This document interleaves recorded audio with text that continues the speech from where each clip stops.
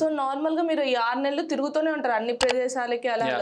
ఒక్కసారి ట్రిప్ అంటే ఒక 6 months మీరు వెళ్ళిపోతున్నారు, ఇప్పుడు 4 months తర్వాత వెళ్ళారు అనుకోండి, ఎన్ని ట్రిప్స్ చేస్తారు అంటే ఎన్ని ట్రిప్స్ కంట్రీస్? ఒకవేళ లాంగ్ వోయేజ్ ఉందనుకో తక్కువ కంట్రీస్ వెళ్తాను. ఒకవేళ చిన్న చిన్న రూట్స్ వచ్చాయంటే ఒకసారి మాక్సిమం ఒక 10 కంట్రీస్ వెళ్ళి ఉంటాను. మినిమం ఒక 3 కంట్రీస్ వెళ్ళిన టైం కూడా 6 months లో. ఓకే. నార్మల్ గా అంటే ఫుడ్ ఎలా ఉంటుందండి? అంటే మనకి హాస్టల్ ఫుడ్ తెలుసు, ఇంటి ఫుడ్ కి డిఫరెన్స్ తెలుసు. అసలు ట్రావెలింగ్ చేస్తున్న మీకు షిప్ లో ఫుడ్ ఎలా ఉంటుంది? షిప్ ఫుడ్ అనేది చీఫ్ కుక్ మీద ఆధారపడి ఉంటుంది. ఫుడ్ అంతా వాడి దగ్గర అంత సప్లై ఉంటుంది, కానీ చేసేటోడి పనితనం మీద ఆధారపడ్డట్టు తను ఎంత మంచి చేస్తే అంత బాగుంటుంది. ఎంత బాగున్నా కానీ చీఫ్ కుక్ బాగాలేకపోతే ఆ సాటిస్ఫాక్షన్ ఉండదు. మీరు కూడా కుక్ చేసుకోవచ్చా?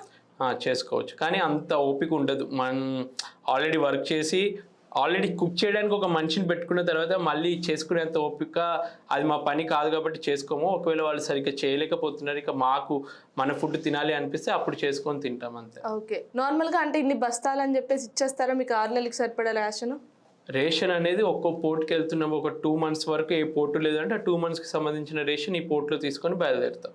ఓకే. నార్మల్గా అంటే టైమింగ్స్ ఎలా ఉంటాయి? ఫుడ్ టైమింగ్స్ ఎన్నింటికి లేవాలి, ఎన్నింటికి తినాలి బ్రేక్ఫాస్ట్, ఇలా టైమింగ్స్? బ్రేక్ఫాస్ట్ 8 లోపు అయిపోద్ది, lunch 12 to 1, dinner 5 to 6. 5 to 6 అంతే. మరి స్నాక్స్ ఇలాంటివి ఉండవు? ఇంకా స్నాక్స్ అవన్నీ ఇక ఫ్రిడ్జ్ నిండా స్నాక్స్ ఉంటాయి.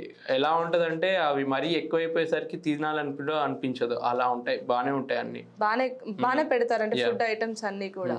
సో నార్మల్గా ఫారెన్ పీపుల్ ఎక్కువ ఉంటారంట కదా, మన ట్రావెల్ ఇండియన్స్ తక్కువ ఉంటారంట కదా? ఇండియన్ కంపెనీ షిప్ లో ఎక్కువ ఇండియన్స్ ఉంటారు. ప్రైవేట్ కంపెనీ దాంట్లో కూడా ఇండియన్స్ వాళ్ళని తీసుకోవాలి అనుకుంటే ఉంటారు. కాకపోతే వరల్డ్ మొత్తంలో మనది ఒక 6th or 7th పొజిషన్లో ఉంటుంది షిప్పింగ్ ర్యాంకింగ్లో ఎంతమంది ఉన్నారు అంటే. కాకపోతే ఎక్కువ మంది ఫిలిపీన్స్, గ్రీక్, పనామా ఆ కంట్రీ వాళ్ళు ఎక్కువ వర్క్ చేస్తూ ఉంటారు. వాళ్ళ వైఫ్స్ కూడా వస్తూ ఉంటారంటే కదా? టాప్ ర్యాంక్లో ఉన్న వాళ్ళు వైఫ్ని తీసుకొని రావచ్చు. ఇప్పుడు నేను కూడా తీసుకెళ్ళవచ్చు వైఫ్ని, కాకపోతే చిన్న పాప ఉంది కాబట్టి కష్టం. ఓకే. అంటే తీసుకెళ్ళినప్పుడు వాళ్ళకి ఫుడ్ వీళ్ళే పే చేసుకోవాలా, కంపెనీ పే చేస్తుంది? It depends on company. Maximum companies వాళ్ళే ఫుడ్కి అంత కాస్ట్ మరి వాళ్ళకి అది పట్టింపు ఏమి ఉండదు. కొన్ని కంపెనీస్ ఫ్లైట్ టికెట్స్ వరకు నువ్వు పెట్టుకో, ఫుడ్ మేము అరేంజ్ చేస్తాం అన్నట్టు ఉంటాయి. ఓకే. సో అంటే అక్కడ చదువుకోవాలి అని అన్న అలాంటివి ఏమైనా అవ్వవు కదా? అవేం అవ్వవు. సో అంటే మీరు బాగా అంటే ఇది చాలా ఎక్కువ కాస్ట్ ఉన్న దేశం రా, అదే ఫస్ట్ టైం అడుగు పెట్టాను రా అని చెప్పి భయపడి ఇంత కాస్టా అని అనుకున్నది ఎప్పుడైనా ఉందా? అంటే బయట ఖర్చు పెట్టడానికి అంత మరీ హై రేంజ్లో ఖర్చు చేసే అలాంటి కంట్రీస్ ఏం లేవు. ఆల్మోస్ట్ మన ఇండియా కూడా ఇప్పుడు డెవలప్డ్ కంట్రీ కాబట్టి మనం ఆ రేంజ్లోనే ఉన్నాయి. అంత ఎక్కువ ఖర్చు అయ్యేటిది ఏం లేదు, ప్లేసెస్ ఏం లేదు. సో కొంతమంది నావీ వాళ్ళకి ఏంటంటే హెల్త్ ఇన్సూరెన్స్ కానీ ఇలాంటి ఫ్యామిలీ ఇన్సూరెన్స్ కానీ ఉంటాయి. సో మీకు ఉంటాయా? మాకు ఒకటి ఉంటుంది, MUA అని చెప్పి ఆఫీసర్స్కి, మెరిటైమ్ యూనియన్ అసోసియేషన్ అని చెప్పి వాళ్ళ మాకేమన్నా ఇట్లా మెడికల్ ప్రాబ్లమ్స్ ఉంటే అక్కడ ఇన్సూరెన్స్ టైపు అటువంటి ఏదైతే సోషల్ రెస్పాన్సిబిలిటీ ఉంటుందో వాళ్ళు టేక్ కేర్ చేస్తారు దాన్ని. ఓకే. నావీలో ఒకవేళ ఎవరైనా చనిపోతే, ఎవరైనా అఘాయిత్యం ఏదైనా జరిగింది, లేకపోతే ఒక పొరపాటు వల్ల చనిపోయారు, ఎదుటి వాళ్ళ పొరపాటు వల్ల, సో అలాంటప్పుడు వాళ్ళకి పే చేస్తారా అమౌంట్? దీంట్లో కూడా ఉంటుంది. ఒకవేళ డెత్కి సంబంధించిన ఇన్సూరెన్స్లో అన్ని కవర్ అయిపోతాయి. సో మ్యాక్స్ ఇన్సూరెన్స్ ఇంత పొజిషన్కి ఇంత అని చెప్పి ఏమైనా ఉంటుందా? మేము షిప్ ఎక్కే ప్రతిసారి మాకు ఒక ఇస్తారు అగ్రిమెంట్. ఆ అగ్రిమెంట్లో అన్నీ ఉంటాయి, అది చదివి సైన్ చేయాలి. ఓకే. మీకు ఎలాంటి రిస్ట్రిక్షన్స్ ఉంటాయి అగ్రిమెంట్లో?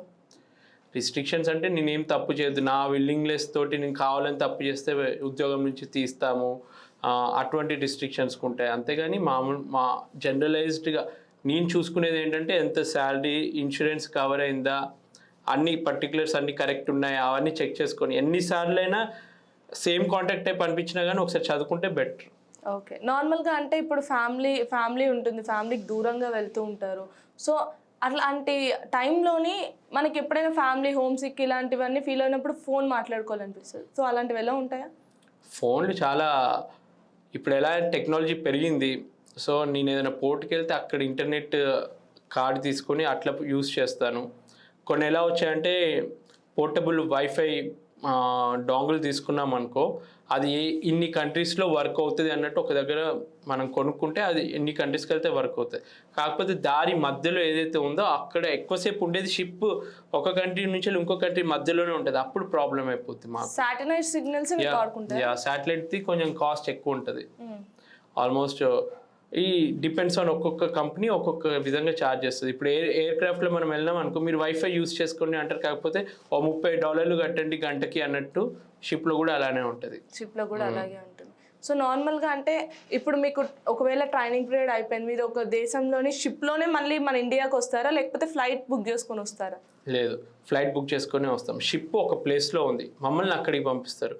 షిప్ ఒక ప్లేస్లో ఉన్న దగ్గర మమ్మల్ని దింపి మళ్ళీ మా ఇంటికి పంపిస్తారు. ఓకే, ఫ్లైట్ టికెట్స్ ఫ్లైట్ అంతా వాళ్ళే ఉంటుంది. ఒక్కసారి ఇంటి నుంచి బయట షిప్ కోసం నేను బయలుదేరాను అంటే అక్కడ నుంచి వాళ్ళ ఖర్చు మొదలవుతుంది మళ్ళీ ఇంటికి వచ్చేంత వరకు. మీ 5-6 lakhs ఏదైతే ప్యాకేజ్ ఉందో, మంత్లీ ప్యాకేజ్ ఏదైతే ఉందో, సో వాళ్ళు మంత్లీ వేసేస్తారా ఇలా 1వ తారీఖు అలా?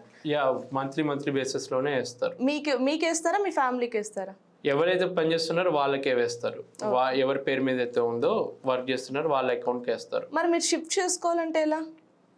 అది పర్సనల్గా నేను ఇప్పుడు పర్మిషన్ ఇస్తాను, నా అకౌంట్ని మా వైఫ్ కూడా హ్యాండిల్ చేయొచ్చు అని చెప్పి. నెట్ బ్యాంకింగ్ ఉంటుంది, తను లేదంటే డెబిట్ కార్డ్ ఇస్తాను తనకి, సో అలా తను యూస్ చేసుకోవచ్చు. నార్మల్గా అంటే ఈ డెబిట్ కార్డ్ ఇవన్నీ పేమెంట్ ఏదైతే ప్రాసెస్ ఉంటుందో, సో మీ ఫ్యామిలీ కూడా ఉపయోగించుకునేలాగా రైట్ ఉంటుంది వాళ్ళకి.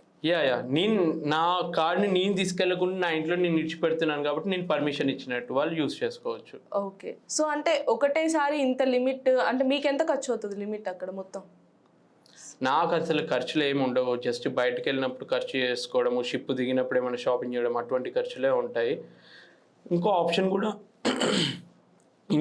కూడా ఉంటుంది. షిప్లో ఉన్నప్పుడు నా అకౌంట్కి ఇంత పంపించాలి, నా వైఫ్కి అకౌంట్కి ఇంత పంపించాలి, అలా కూడా సెలెక్ట్ చేసుకొని పంపొచ్చు.